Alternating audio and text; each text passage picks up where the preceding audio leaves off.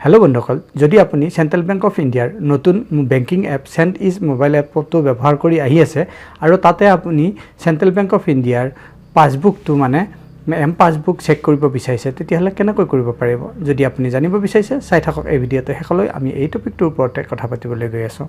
নমস্কাৰ বন্ধুসকল, মই প্ৰণৱ আৰু স্বাগতম জনাইছোঁ মোৰ ইউটিউব চেনেল ডিজি ৱৰ্ক অসমলৈ। বন্ধুসকল, প্ৰথমতে আমি চেণ্ট ইজ মোবাইল এপটোত লগ ইন হৈ যাম আৰু আগৰ প্ৰচেছখিনি ষ্টেপ বাই ষ্টেপ দেখুৱাম। বন্ধুসকল, আপোনালোকে দেখা পাইছে আমি এতিয়া আমাৰ মোবাইলৰ স্ক্ৰীনত আহিছোঁ আৰু চেণ্ট ইজ মোবাইল এপটো অপেন কৰি লৈছোঁ আৰু ইয়াৰ পাছতে ইয়াত এমপিন ভৰাই আমি আমাৰ একাউণ্টত লগ ইন হৈ যাম। এমপিন ভৰাই কণ্টিনিউ কৰি দিছোঁ। এমপিন ভৰাই কণ্টিনিউ কৰাৰ পাছত আমি আমাৰ একাউণ্টত লগ ইন হৈ গৈছোঁ আৰু এই পেজটো এনেকুৱা ধৰণে দেখা পোৱা গৈছে। এতিয়া আমি পেজটো স্ক্ৰল ডাউন কৰিম। স্ক্ৰল ডাউন কৰাৰ লগে লগে একেবাৰে লাষ্টৰ ফালে আপুনি চাব পাৰে এইটো এম পাছবুকৰ এটা অপশ্যন, তাৰ ওপৰত ক্লিক কৰক। এম পাছবুকৰ ওপৰত ক্লিক কৰাৰ পাছতে পাছবুকৰ ডিটেইল একাউণ্টৰ ডিটেইলছখিনি ইয়াত দেখুওৱা হৈছে। এতিয়া তাৰ ওপৰতে ক্লিক কৰি দিয়ক। একাউণ্টৰ ডিটেইলছৰ ওপৰত ক্লিক কৰাৰ পাছতে আপোনাৰ একাউণ্টৰ ট্ৰেনজেকশ্যন কিছুমান ইয়াত দেখুওৱা হ'ব, মানে আপোনাৰ পাছবুকত থকা ষ্টেটমেণ্টখিনি ইয়াত দেখুওৱা হ'ব। ইয়াত আপুনি ট্ৰেনজেকশ্যন ডিটেইলবিলাকো ভালদৰে দেখা পাব আৰু তললৈ স্ক্ৰল ডাউন কৰিলে আপুনি দেখা পাব কিমানখিনি ষ্টেটমেণ্ট ইয়াত শ্ব' হৈছে। এতিয়া ইয়াতকৈ বেছি যদি আপুনি ষ্টেটমেণ্ট লোড কৰিব বিচাৰিছে, তেতিয়াহ'লে আকৌ পেজটোৰ ওপৰৰ ফালে যাব লাগিব।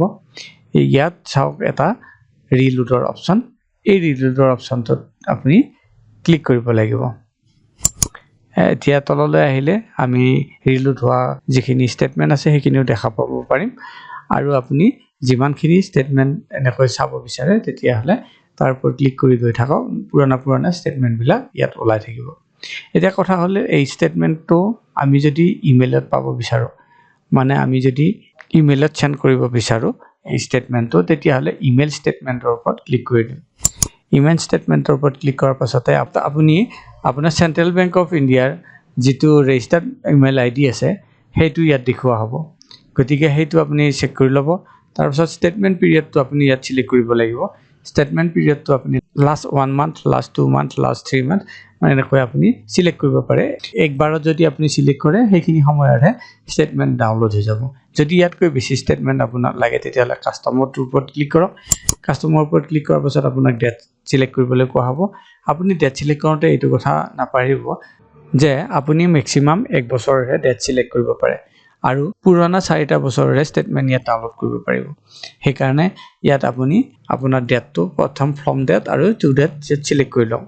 ফ্ৰম ডেট আৰু টু ডেট চিলেক্ট কৰি ল'লোঁ। আমি ইয়াত দেখিছে 1 জানুৱাৰী 2025 পৰা 13 মে 2025 আৰু তলত PDF থাকিবলৈ দিলোঁ। ষ্টেটমেণ্ট ফাইল টাইপটো PDF থাকিবলৈ দিলোঁ আৰু কণ্টিনিউ কৰি দিছোঁ। কণ্টিনিউ কৰাৰ লগে লগে এটা মেছেজ শ্ব' হৈছে success statement request send successfully.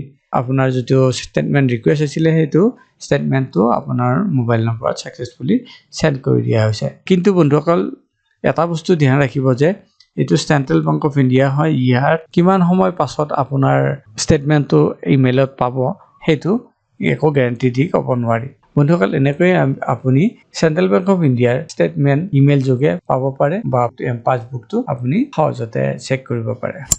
আশা কৰিছোঁ এই ভিডিঅ'টো আপোনালোকৰ পচন্দ হৈছে। কেনেকৈ আপুনি চেণ্ট ইজ মোবাইল এপত যায় পাছবুক চেক কৰিব পাৰে তাৰ বিষয়ে জানিব পাৰিলে। যদি এই ভিডিঅ'টো পচন্দ হৈছে, ভিডিঅ'টো কৰক লাইক আৰু চেনেলটো ছাবস্ক্ৰাইব কৰিবলৈ নাপাহৰিব। পুনৰ লগ পাম আন এটা ভিডিঅ'ত। তেতিয়ালৈ বন্ধুসকল, নমস্কাৰ।